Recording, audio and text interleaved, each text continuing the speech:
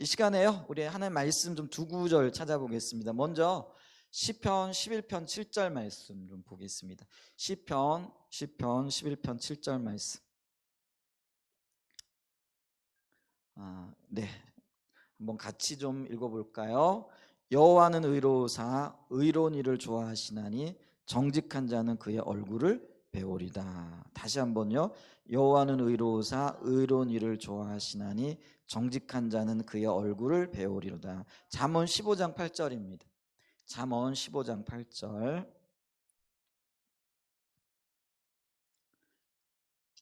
자, 얼굴을 구하는 거는 예배와 관련이 되어 있잖아요. 이제 그걸 지금 봤고요. 잠언 15장 8절은요. 자, 악인의 제사는 여호와께서 미워하셔도 정직한 자의 기도는 그가 기뻐하시느니라. 그러니까 제사와 기도라는 말이 나왔죠. 다 예배와 관련되어져 있고 하나님을 찾는 것과 관련이 되어져 있습니다. 그래서 악인의 제사는 여호와께 미워하셔도 정직한 자의 기도는 그가 기뻐하시느니라. 요 말씀 우리 찾아보고요.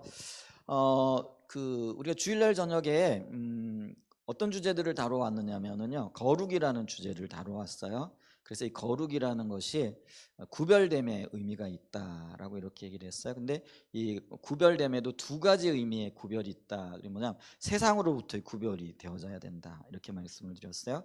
그래서 세상은 육체를 따라 또 자기 중심적으로 살아가는 그런 곳이잖아요. 그래서 세상으로부터 우리가 구별되어져야만이 거룩해 되어지는 거죠. 근데 세상으로부터 구별되어지기만을 추구하다 보면은요, 우리가 세상을 거스리고 이길 수 있는 힘과 능력이 없어요.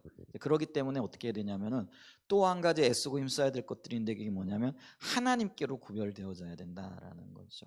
그래서 하나님과의 관계 가운데에서 하나님의 거룩함을 닮아가고 하나님이 부으시는 거룩한 능력을 입어야만이, 사실은 여기 두 가지가 하나인 거예요.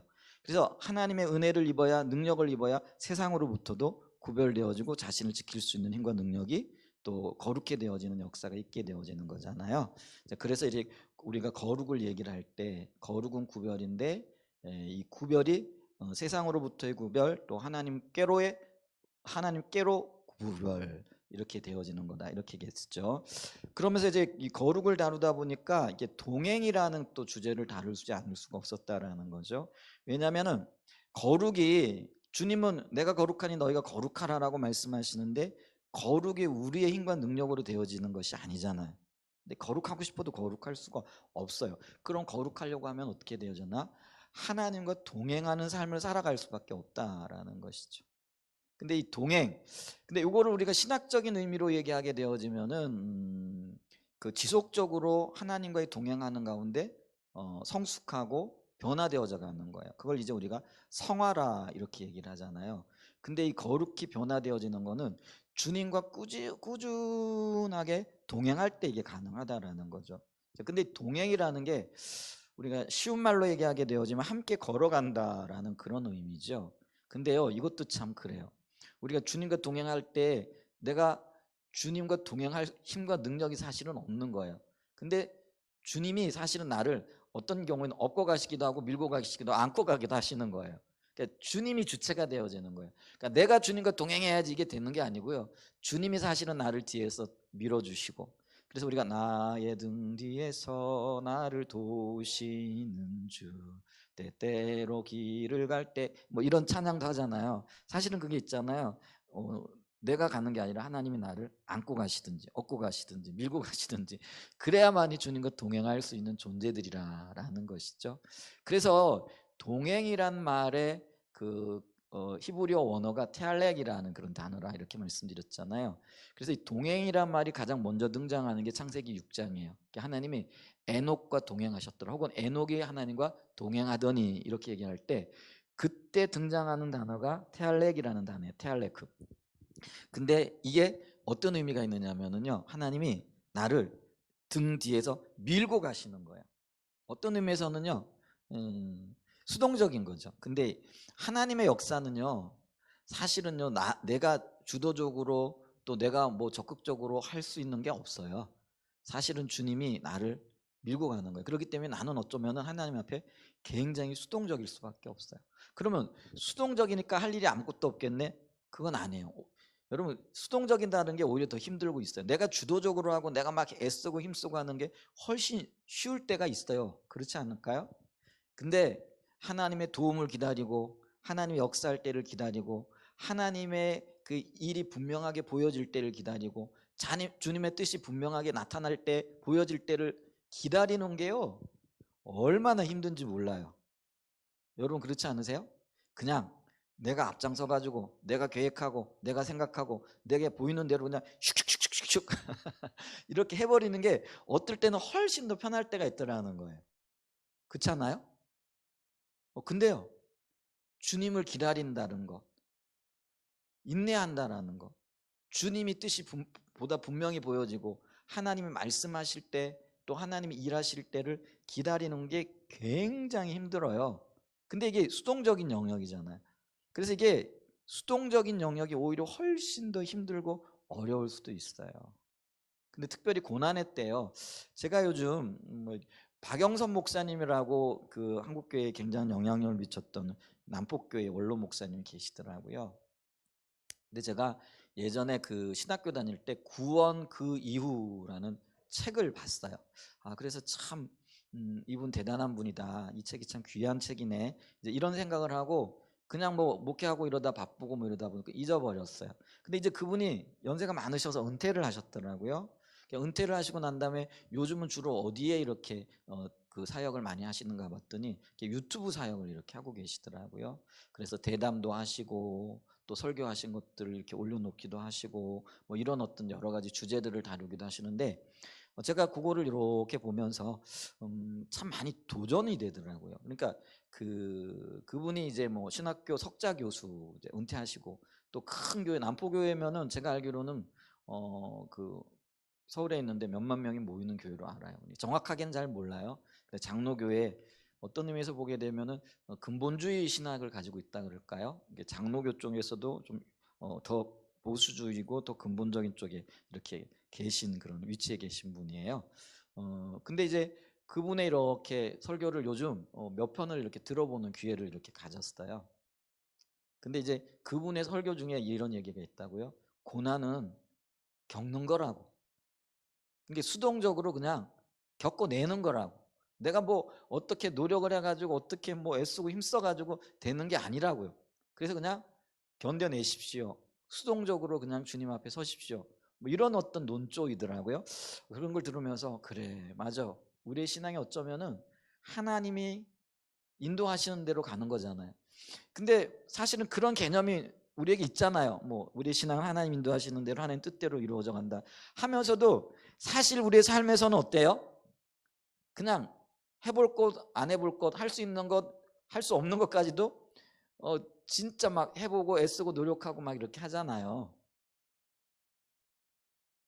저는 침례교 목사이니까 음, 칼빈주의자는 아니에요. 칼빈은 신학을 제가 굉장히 이렇게 뭐라 그럴까요? 수용하고 많은 부분을 받아들이기도 하고 또 이렇게 영혼에 구원되어지는 것 하나님의 섭리 안에 있다 이런 것들을 받아들이긴 해요. 그렇다고 해가지고 제가 칼빈주의자는 아니에요. 장로교 목사님들이 엄격한 어떤 면에서는 칼빈주의자일 수 있죠. 그 박영선 목사님도 아마 자기가 잘은 잘 모르겠지만은 아마 그런 어떤 신학적인 토대를 가지고 계시지 않을까 싶기는 해요. 왜냐하면 장로교 목사님이시니까요. 그런데 그, 그 어떤 뭐 고난이 예정되어져 있다. 그렇기 때문에 그냥 견뎌내야 된다. 이런 의미가 아니고요. 저는 그걸 그렇게 받아들여요. 그게 아니고요. 주님을 신뢰하기 때문에 주님이 나를 너무 사랑하시기 때문에 주님이 나의 모든 것을 알고 계시기 때문에 그냥 그걸 믿고 신뢰하고 주님 앞에 수동적이 되어지는 거예요. 그러니까 오전에도 제가 잠깐 말씀드렸는데 그 하나님을 경험하는 삶이라는 정말 귀한 책이 있어요. 그게 요단 출판사에서 나왔잖아요. 미국의 헨리 블랙가비 목사님. 그러니까 캐나다에서 사역을 하시고 한때 정말 굉장한 영적인 부흥이 그분의 사역을 통해 일어났던 아주 영적인 뭐랄까 영적인 거장이라 이렇게 얘기하면 좀 그럴까요? 뭐 영적인 세계에 어떤 거장이 있을까 이게 싶긴 한데 모르겠어요. 하여간 근데 많은 영향력을 미친 분이시잖아요. 근데 그분의 그 하나님을 경험하는 삶에 보면은요 아주 중요한 얘기를 해요. 그게 뭐냐면은 하나님은 우리를 항상 최선으로 인도하신다라는 거예요. 그리고 그 하나님은요 전지하시다라는 거예요. 그러니까 나에 대해서 그러는 거예요. 나의 모든 것을 알고 계시다라는 거예요. 세 번째는 뭐예요? 그분은 전능하시다라는 거예요. 자, 그렇기 때문에 보세요.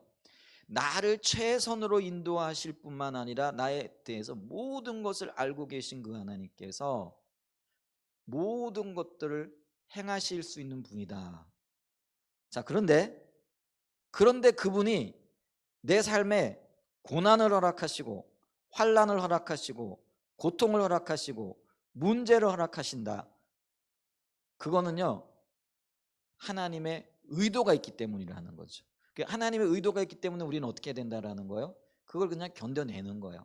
그러니까 어쩔 수 없이 견뎌내고 모르겠어요. 그래서 뭐 그런 어떤 의미보다는요 나를 최선으로 인도하시고 나의 모든 것을 알고 계시고 나의 모든 것들을 건지실 수 있는 전능한 능력을 가지고 계신 그분을 신뢰하기 때문에 겪어내는 거예요. 견뎌내는 거예요. 그리고 그걸 수동적으로 사는 거예요. 근데 저는 이게요 겉으로 보여질 때는 수동적일지 모르지만 그게 절대로 영적인 의미에서는 수동적인 건 아니라고 생각을 해요. 왜냐하면 끊임없이 주님을 찾고 주님께 기대고 있고 주님 안에 거하고 있기 때문에 그렇다라는 거죠. 아멘? 그런 거예요.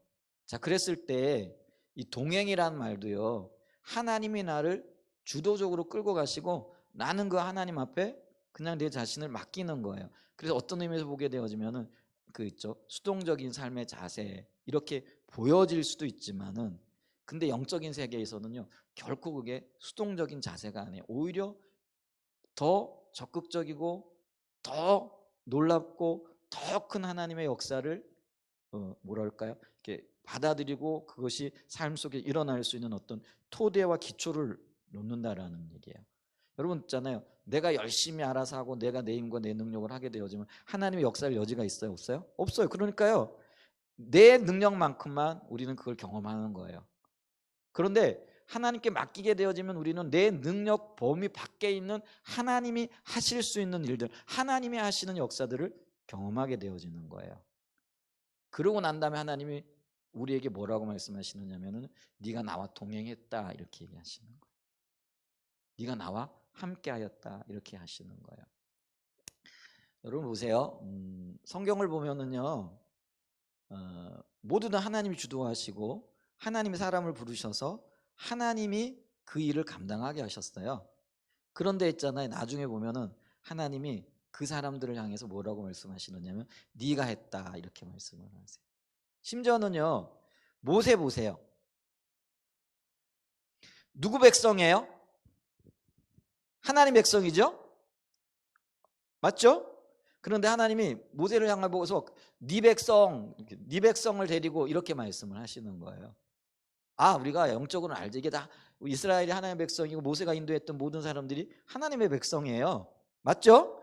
그런데 하나님은요 모세를 향하여 네 백성 이렇게까지 말씀해주고 계시다라는 거죠. 그러니까 보세요. 다윗이 되어졌건 또 뭐죠 모세가 되어졌건 아브라함이 되어졌건 아니면은 바울이 되어졌건 사실은 하나님이 주도하셔서 하나님의 크신 능력과 은혜로 그 일들을 감당하게 하셨어요. 그러니까 사도 바울 같은 경우도 이렇게 얘기하잖아요. 나의 나된 것이 주의 은혜로라. 명확하게 알고 있는 거예요. 그런데 주님은요 주님의 은혜로 감당되어진 그 일을 네가 했다 이렇게 인정해 주시는 거예요. 그리고 그것이 우리의 상급이 되어지는 거죠. 물론 우리가 상급받기 위해 가지고 어떤 일을 하지는 않아요. 주님을 사랑하기 때문에 또 주님의 일에 동참하고 싶기 때문에 주님의 역사가 이루어진 그것이 내 기쁨이기 때문에 그 일을 감당해 나간다라는 것이죠. 근데 그 역사가 동행 가운데 일어난다라는 거죠. 자, 그래서 제가요 모르겠어요. 쭉 이런 어떤 그런 흐름을 가지고 쭉 말씀을 이어왔는데 그러면 이제 이 하나님과 동행하기 위해서 필수적인 요소가 뭐냐? 이제 그게요 하나님 그분을 찾는 거라는 거예요. 근데 이 하나님 그분을 찾는 걸 이거를 다른 말로 얘기하면은 우리가 요즘 뭐 하나님 구하는 거, 하나님께 기도하는 것. 근데 이 기도가요 이렇게 이렇게 나뉠 수 있어요. 그러면 나의 필요를 찾는 기도가 있는가 하면 다른 사람을 위하여 기도하는 기도가 있어요. 이걸 흔히 우리는 중보기도라 이렇게 얘기를 하잖아요. 근데 또 다른 종류의 기도가 있어요. 그게 뭐냐면요, 하나님의 뜻을 구하고 하나님의 뜻이 이루어지길 원하여 기도하는 것. 이걸 하나님 나라를 위한 기도라 이렇게 표현할 수 있어요. 이해가 되세요? 그러니까 기도가요, 주님께서 간구하라고 그러셨잖아요. 근데 그 간구에는 여러 가지가 있을 수 있잖아요. 근데 그 간구 중에는 내 필요를 위한 기도라는 거. 왜 주님은 분명하게 뭐라고 말씀하셨어요? 일용할 양식을 위하여 구하라 이렇게 했으니까 일용할 양식을 위해서도 우리가 구해야 돼요. 그런데 하나님이 조금 더 기뻐하시고 우리가 조금 더 성숙하게 되어지면 나를 위한 기도보다는 누구를 위한 기도를 더 많이 해요? 사실은 이제 뭐 다른 사람을 위한 기도를 이렇게 하는 거죠. 이걸 우리가 일반적으로 중보기도라 이렇게 얘기를 한다라는 거예요. 근데 어떤 면에서는 진정한 기도, 정말 하나님이 원하시는, 그래서 우리가 어떤 그걸 뭐 성숙했다라기보다는 우리가 한 걸음 더 나아가서 주님이 기뻐하시는 그런 어떤 것들을 원한다라고, 하나님이 원하시는 어떤 기도는 뭐냐면 사실은요, 하나님을 위한 기도, 하나님께서 계획해 놓으신 일들 기도, 또 하나님의 뜻이 이루어지는 기도, 그리고 하나님 나라를 위한 기도, 이게 어떤 면에서는요, 주님이 가장 기뻐하시는 기도가 되어질 거라는 거죠. 그래서 모세의 기도를 보십시오. 바울의 기도를 보십시오. 물론 그들이 처음부터 그러지는 않았겠죠. 근데 그들이 어느 정도 사역이 정점에 오르고 또 인격적으로 신앙적으로 성숙한 자리에 오르게 되어지면은요, 그들의 기도가 바뀌어가는 것을 볼 수 있어요. 그게 하나님 나라를 위한 기도가 되어졌다라는 거죠. 그러니까 있잖아요, 하나님과 동행하는 삶을 살기 위해서는 이렇게 하나님을 집중적으로 구하는 기도를 해야 된다라는 것이죠. 그래서 오전에 제가 두 사람의 예를 들었잖아요. 모세의 예를 들었잖아요. 그러니까 하나님 그분을 구하는 거예요. 가나안 땅, 젖과 꿀이 흐르는 땅이야. 좋아. 하나님이 그냥 천사들을 동원해 가지고 너 네 백성 데리고 들어가라. 그런데 나는 안 가겠다. 나는 안 가겠다 그러는 건 내가 임재로 함께하지 않겠다라는 그런 의미거든요. 그랬더니 모세가 펄쩍펄쩍 뛰잖아요. 주님, 그게 무슨 말씀입니까? 아니, 주님이 나에게 친밀하게 말씀하셨고 또 나에게 하나님 뜻도 보이셨고 또 나를 이렇게 부르셔서 하나님의 종 삼으셨는데, 그런데 하나님께서 가나안 땅으로 들어가라 그러면서 주님은 안 가시겠다고 한다는 게 말이 됩니까? 그러면서 만약에 하나님이 함께 가시지 않으면 나는 이 광야에 계신 주님께 있겠습니다. 이렇게 얘기를. 이게요, 하나님 그분을 위한 기도, 하나님 나라를 위한 기도, 하나님의 뜻을 위한 기도가 되어지는 거예요. 그랬더니 하나님이 너무나 기뻐하시잖아요. 그래, 내가 네 기도 듣고 친히 갈 거야. 내가 임재로 함께 할게. 이렇게 얘기하잖아요. 다윗도 아까 보십시오. 평생 동안 구했던 한 가지 있다 그랬잖아요. 근데 뭘 구했다라고요? 하나님의 아름다움을, 그러니까 주님의 영광이죠. 그분 자신을 바라보는 거예요. 그분 자신을 바라보면서 그분 앞에서 묻고 교제하고 하나님과 함께 하겠다는 그런 의미죠. 그래서 여러분 보세요. 동행하기 위해서는 어떻게 된다고요? 하나님을 집중적으로 구해야 돼요. 근데 그 집중적으로 구하는 게요, 단기적으로는 굉장히 할 수 있어요. 예를 들면 우리가 있잖아요, 뭐 100일 작전 기도라든지, 좀 길면은 뭐 1년 작전 기도라든지. 1년 작전 기도 쉽지 않다, 그죠? 근데 그럼에도 불구하고 그 정도는 할 수 있어요. 근데 하나님이 원하시는 거는요, 다윗이 고백했던 것처럼 과거로부터 현재 이르기까지, 더 나아가 미래에 주님이 나를 부르시는 그날까지 주님을 찾고 구하고 주님 안에 머무르겠습니다. 그게 우리의 신앙의 패턴이 되어져야 된다는 것. 패턴이 되어진다는 건 어떤 건가요? 습관이 되어졌다는 의미입니다. 그럼 우리는 습관 그거 별로 좋은 거 아니죠? 이렇게 물어보실 분이 있어요. 아니요. 우리의 신앙은 기도의 습관이 되어야 되고요, 말씀을 읽는 습관이 되어져야 되고, 묵상하는 게 습관이 되어져 가야 되고요, 주의 일을 행하는 것들이 습관이 되어져야 돼요. 근데 그것이 습관주의로 흘러가 버리게 되어지면 문제가 되어지는 거죠. 그래서 예수님도요, 마가복음에 보면은 이렇게 말씀하세요. 습관을 쫓아 감람산에 가서 기도하셨더라. 밤에. 그러니까 예수님도요, 기도하는 게요, 그분에게는 몸에 배어졌다라는 거죠. 예수님의 사역이 얼마나 바쁘셨어요. 그 말씀 전하시고 예수님께 이렇게 찾아왔던 수많은 사람들 있잖아요. 근데 그 수많은 사람들을 예수님이 어떤 때는 일일이 기도해 주기도 하시고 어떤 때는 또 특별히 어떤 사람들을 위해 기도해 주는데, 여러분 있잖아요, 이 병든 자들을 위해 기도한다든지 아니면은 이제 뭐 영적으로 문제가 있는 사람들을 상담한다든지 주님이 하신 일이 그거거든요. 그 시간이 굉장히 많이 소비되어지는 일이고, 또 저 육체적으로도요 굉장히 어떤 면에서는요 이게 뭐죠, 체력이 많이 소모되어진 일이잖아요.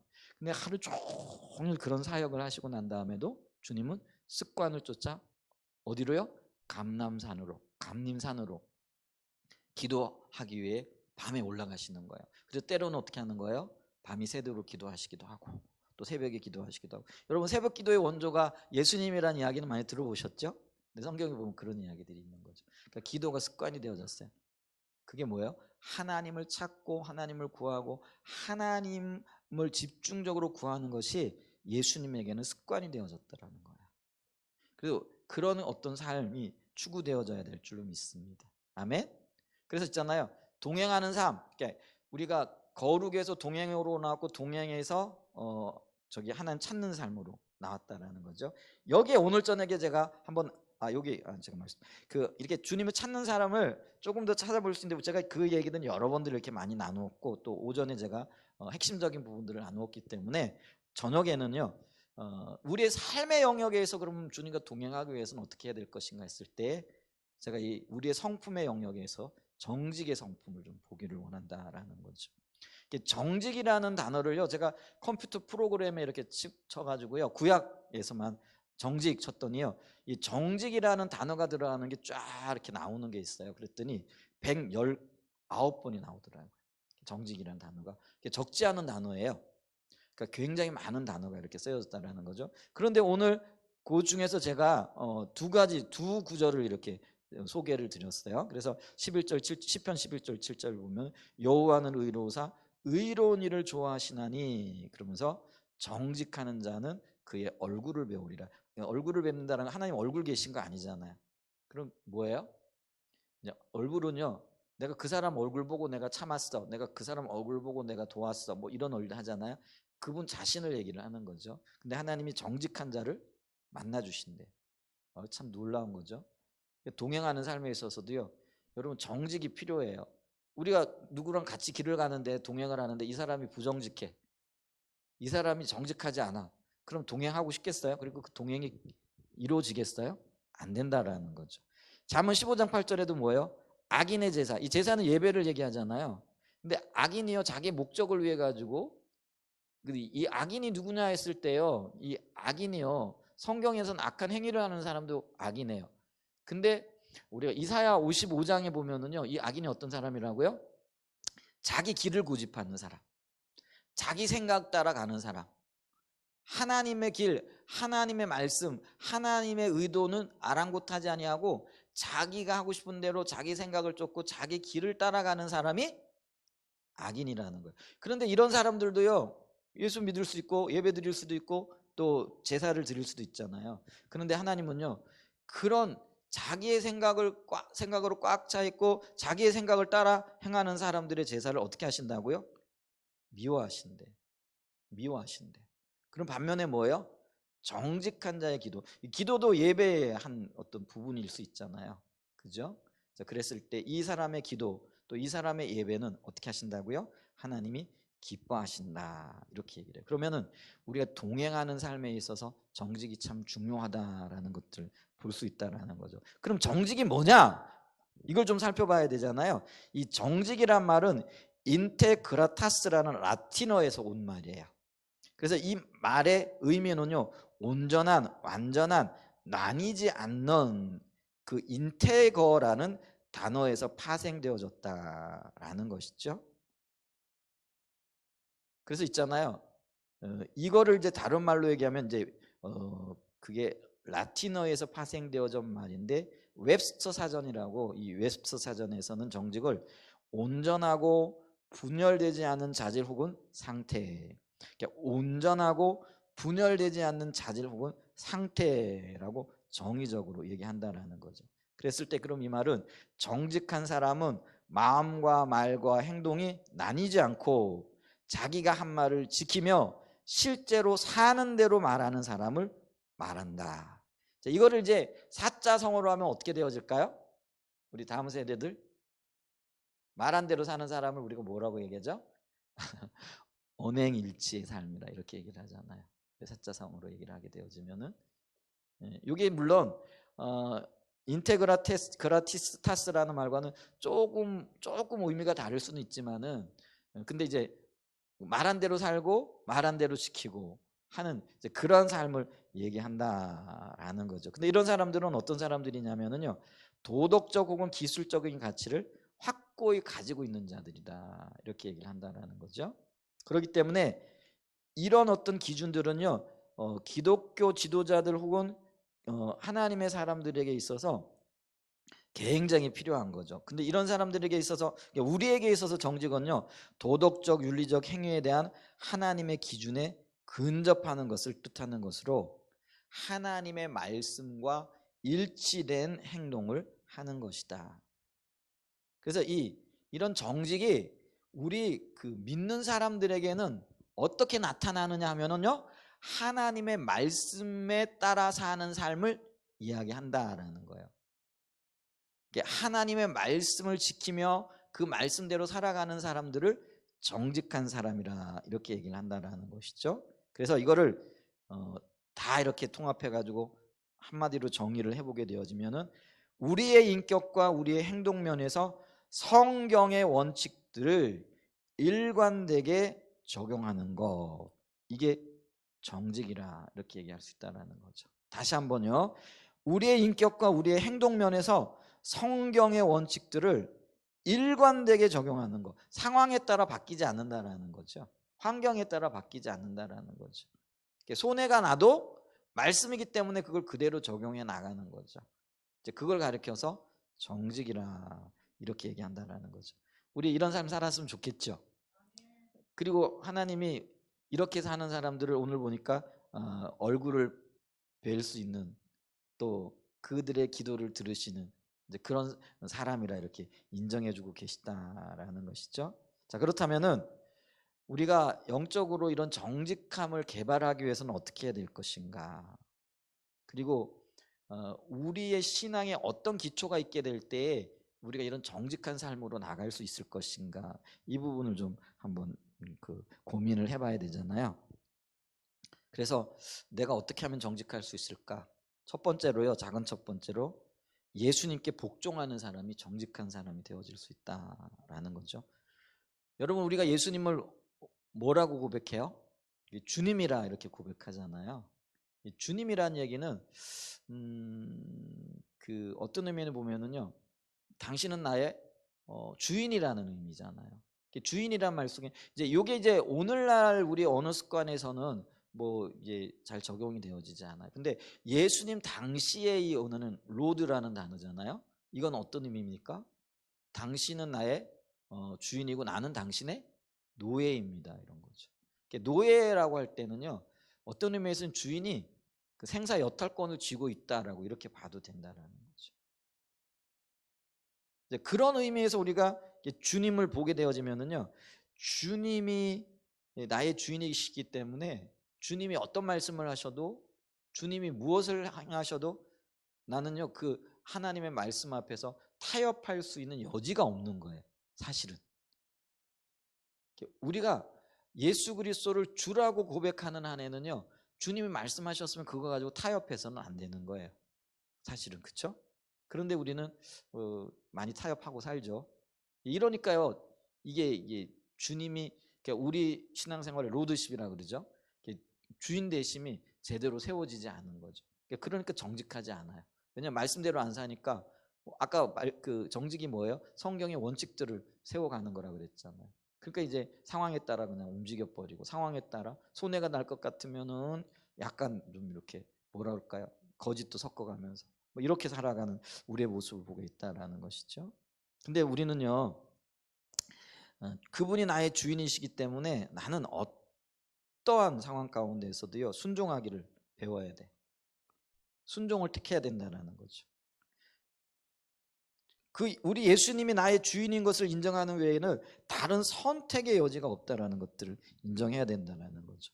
그래서 우리가 빌립보서 2장 5절에 보게 되어지면은요, 우리 주님이 하나님께 순종하고 복종하신 얘기가 나오잖아요. 빌립보서 2장 한 말씀을 볼까요? 빌립보서 2장 5절을 보면은 너희 안에 이 마음을 품으라 곧 그리스도 예수의 마음이니 그는 근본 하나님의 본체시나 하나님과 동등됨을 취할 것으로 여기지 아니하시고, 우리 예수님도요 뭐라고 얘기를 해요? 하나님과 동등한 분이라는 거예요. 근데 그걸 주장하지 않았다라는 거예요. 그래서 7절에 보면 이렇게 얘기해요. 오히려 자기를 비워 어떻게 됐다고요? 종의 형체를 가지사 사람들과 같이 되셨고. 제가 예전에요 이 부분을 묵상하다가 이 생각을 한번 해본 적이 있어요. 좀 나누기도 했던 부분인데, 하나님이 사람이 되어서 이 땅에 온다라는 것이 도대체 어떤 상황이고 어떤 의미일까? 제가 이걸 생각해 보다가요, 내가 예를 들면은 좀 여러분 식사들 하셨죠? 근데 조금 좀 지저분한 얘기 할게요. 옛날에 저는 그 시골에 그 화장실이 왜 옛날 그 뭐죠? 푸세식이라 그러잖아요. 자랄 때 그런 화장실이 있거든요. 그럼 여름에 보면은요 벌레들이 막 기어다녀요. 제가 벌레라고 얘기할게요. 그러면요 기겁하잖아 어렸을 때 그거 보고. 그런데요 우리는 이제 벌레만도 못한 나를 뭐 이렇게 고백을 하잖아요. 그게 우리의 어떤 정체성이에요 쉽게 얘기하면은.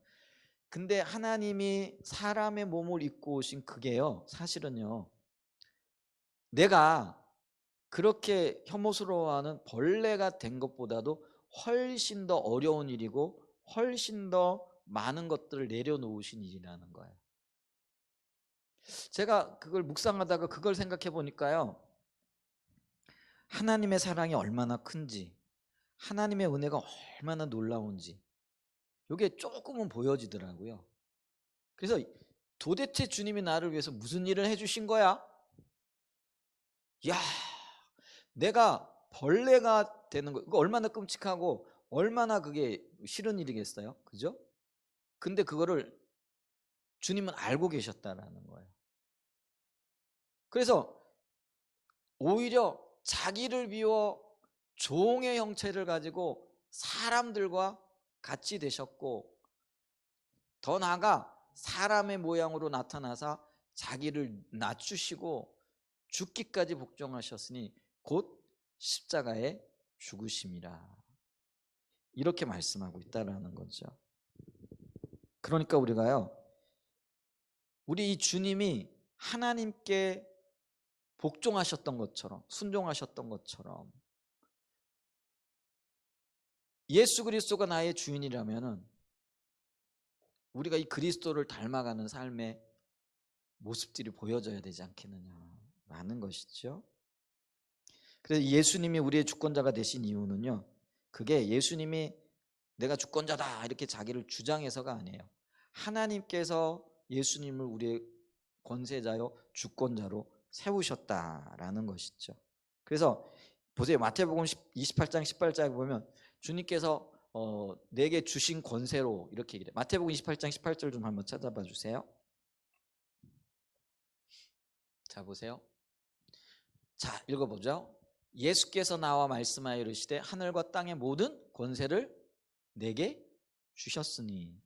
이 권세가요 누구로부터 주어진 거예요? 하나님의 아들 예수님의 권세가 누구로부터 주어졌느냐면 하나님께로부터 주어졌어요. 자기 스스로 취한 게 아니라는 거예요. 그렇기 때문에 우리는요 이 하나님께서 주신 그 권세에 순종해야 된다라는 거죠. 그래서 우리가 그 사도행전 2장 36절에도 보면은요, 사도행전 2장 36절 좀 볼까요? 이렇게 얘기를 하죠. 사도행전 2장 30절. 그런즉 이스라엘 온 집은 확실히 알지니 너희가 십자가에 못 박은 이 예수를 하나님이 주와 그리스도가 되게 하셨느니라 하니라. 누구로부터 주어진 권세라고요? 왜요? 예수님이 자기를 비워 종의 형체를 입으시고 사람이 되어 이 땅에 오셔서 하나님의 말씀에 순종하여 자기를 십자가에 내어 놓으신 그것 때문에 하나님께서 예수님을 모든 사람의 주와 그리스도가 되게 하셨다라는 거죠. 아멘. 놀라운 일이에요. 그래서 있잖아요. 예수님이 주가 되셨는데 그 예수님은요, 우리가 다 알고 있듯이 부활의 주인이 되심으로써요. 부활의 주인이 되심으로써요. 그분이 주인이 되실 만한 권능과 권세와 능력이 있다라는 것을 스스로 증명하셨다라는 거예요. 부활 권세, 사망 권세를 깨뜨리시고, 여러분 우리 인생의 가장 두려운 그리고 가장 큰 뭐랄까 이게 억압이라면 억압이고 또 두려움이 뭐예요? 결국은 죽음의 권세잖아요. 사망 권세. 근데 이 사망 권세 누가 가져온 거예요? 사단이 가져온 거죠. 주님이 우리에게 사망 권세를 주기를 원치 않으셨어요. 근데 우리가 불순종함으로 그 뒤에 사단이 있는 거잖아요. 그 사망 권세가 왔잖아요. 하나님과의 관계가 끊어졌잖아요. 근데 예수님께서 이 땅에 오셔가지고 십자가에 못 박혀 죽으심으로 우리의 죄를 사하셨을 뿐만 아니라 어떻게 하셨어요? 다시 살아나심으로 사망 권세를 깨뜨리셨다는, 그래서 부활의 주인이 되셨다라는 거죠. 이 땅의 가장 큰 두려움 주님께서 가져가셨습니다. 그러니까 우리 주님이요, 우리 모든 인생의 주인이 되실 만한 충분한 자격이 있으시다라는 것이죠. 아멘. 그래서 이 예수님은요, 이렇게 자신이 부활의 주인 되심으로 우리의 주권자가 되실 만한 분이라는 걸 보여주셨을 뿐만 아니라요, 우리의 삶의 모든 영역에서 주님이 주되심을 사실은 나타내고 계세요. 어떤 거냐면은 자연에 대한 권능. 여러분 보십시오. 마태복음에 보면 예수님이 바람을 잠잠케 하시고요, 파도를 잠잠케 하시고요, 그죠? 그런 어떤 권능과 권세들을 통해서 이 땅의 주인이실 뿐만 아니라 모든 만물의 주인이시며 우리의 주인 되심을 나타내시는 거죠. 뿐만 아니라 예수님은요, 성경에 보면은 예수님이 하셨던 사역 중에 굉장히 중요한 부분이 있어요. 그게 뭐예요? 병자를 고치시는 거잖아요. 각색 병든 자, 그쵸? 심지어는 이게 문둥병자. 이게 문둥병자라는 거는요, 이게 전염성이 있는 거잖아요. 오늘 우리가 이 코로나 왜 두려워해요? 이 전염성이 있는 것 때문에 그렇잖아요. 근데 이 문둥병도 전염성이 있죠. 그러니까 요 세상의 모든 병들은요, 부모님의 보살핌을 받거나 가족들의 돌봄을 받아요. 병 걸리면은 오히려 뭐예요? 막 이렇게 챙겨주고 이러잖아요. 근데 문둥병 걸리면은요, 쫓겨나요. 집에서 쫓겨나요. 부모로부터도 쫓겨나요. 그 사회로부터도 쫓겨나요. 성경에 보면은요, 회당에도 못 들어오게 했어요. 그러니까 보세요. 사회적으로 또 경제적으로 종교적으로도 철저하게 외면되어지고 버려지는 사람들이 누구였어요? 문둥병자들이었어요. 그런데 예수님이 그 문둥병자를 어떻게 고치세요? 그 전염병이 있는데 문둥병자의 환부에 손을 대시고 고쳐주시는 장면이 나와요. 그리고 그 문둥병을 정복하세요. 놀라운 일이거든요.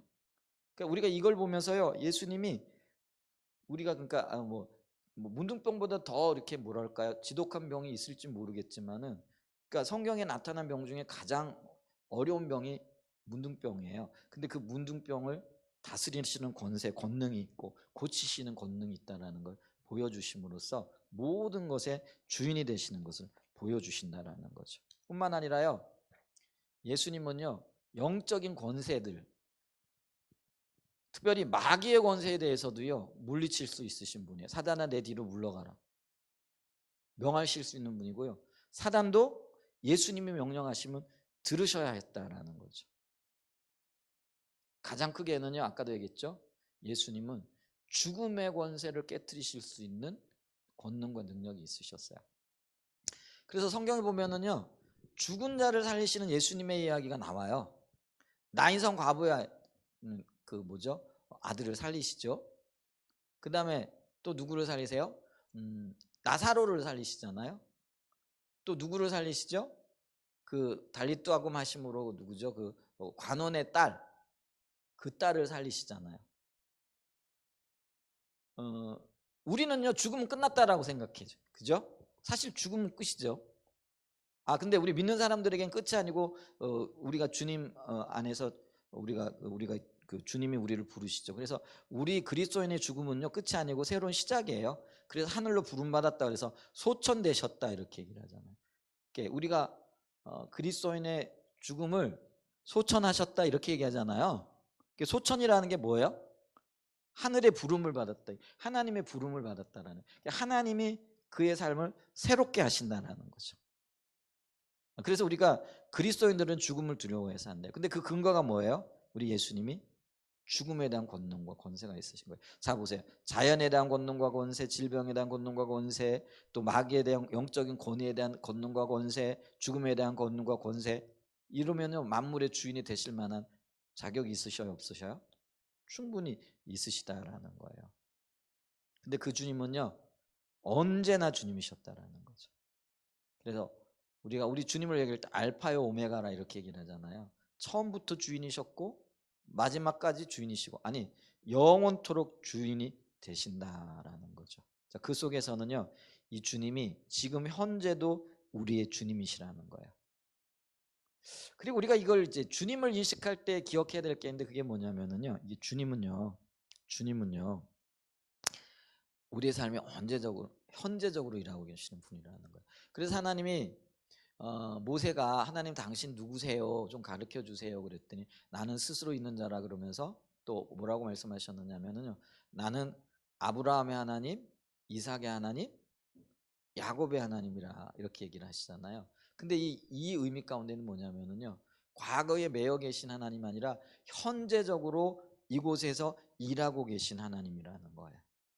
그러니까 있잖아요, 하나님의 세계, 영적인 세계에서는요 사실은 과거, 현재, 미래가 없어요. 이제 우리의 어떤 입장에서 보면은 과거가 있고 미래가, 현재가 있잖아요. 근데 주님은 어떤 면에서 언제나 현재시고 언제나 영원이세요. 근데 이게 잘 이해가 되어지지 않는 부분이잖아요. 근데 하나님은 지금 그런 권능과 능력으로 일하고 계시다라는 거예요. 여전히 우리 주님은 현재 영이시고 현재 일하고 계시고 우리의 삶에서도 그렇게 이끌고 계시다라는 것이죠.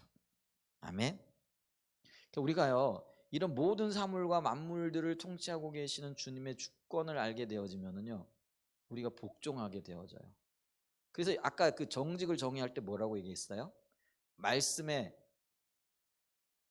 제대로 반응하는 것, 그 말씀의 원칙대로 살아가는 것, 이게 정직이라고 그랬잖아요. 그래서 주권자 대신 주님에 대한 분명한 인식이 있게 되어지면은요, 그리고 그분이 전능자요 권능자요 모든 권능과 권세를 가지신 분이요 현재적으로 일하시는 분인가 이렇게 하면은 우리는 이 현재의 삶 속에서 주님을 경외하며 살아가는 거예요.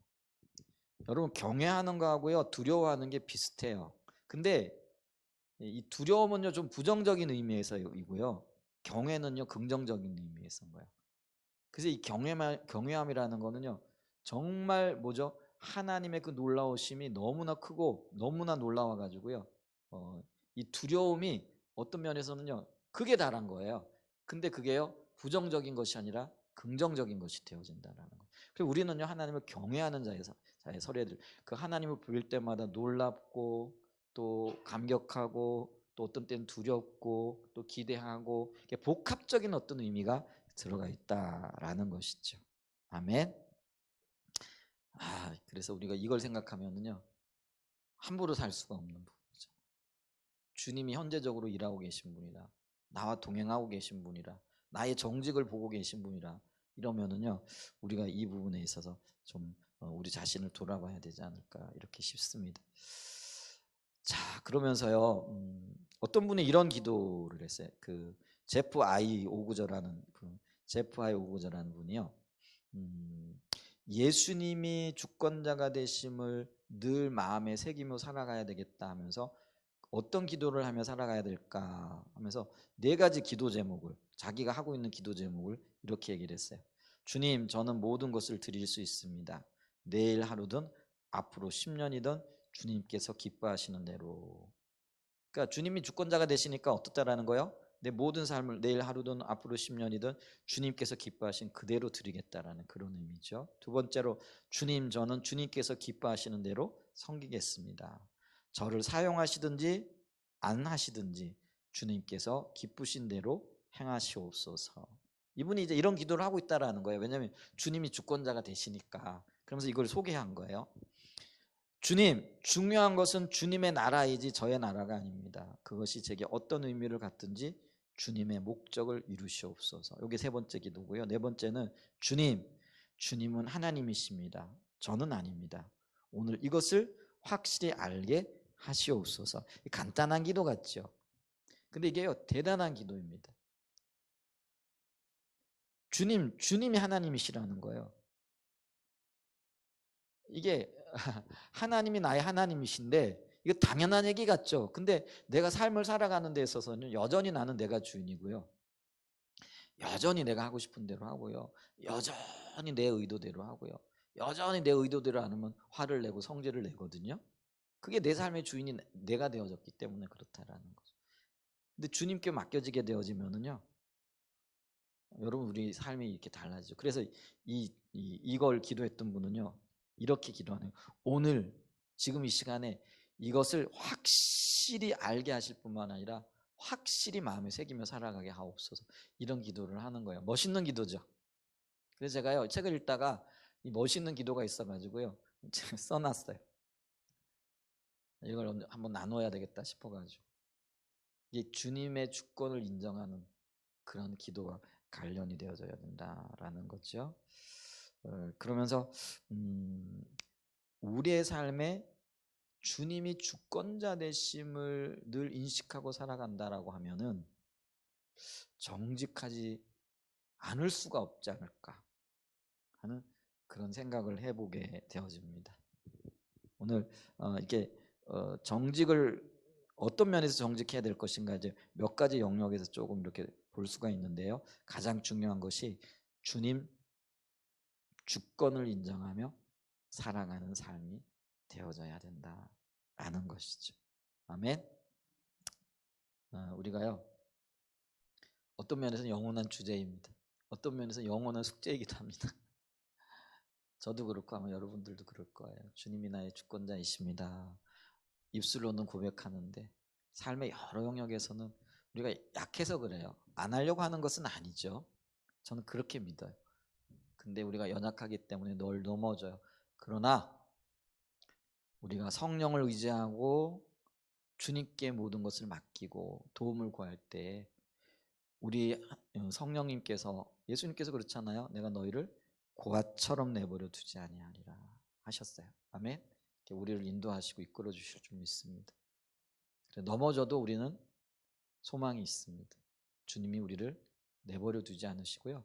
또요 책망하지 않으세요. 우리는 또 이런 두려움이 있잖아요. 내가 주님 뜻대로 못 살았어. 주님이 내가요 주님 뜻대로 살 만한 힘과 능력이 없다라는 걸 알고 계세요. 그래서 책망하지 않으시고요. 또 넘어졌구나. 그럼 일어나야지 하고는요. 이렇게 세우셔서 우리 툴툴 털어주시고 나와 같이 가자 이렇게 얘기하시는 분이세요. 그래서 그 주님을 기대하고 그 주님 손 붙잡고 우리의 삶이 주님의 주권을 인정함으로 정직하게 주님과 동행하며 거룩한 삶으로 이렇게 세워질 수 있는 은혜가 있기를 예수님의 이름으로 축복하고 축원드립니다. 아멘. 네, 우리 오늘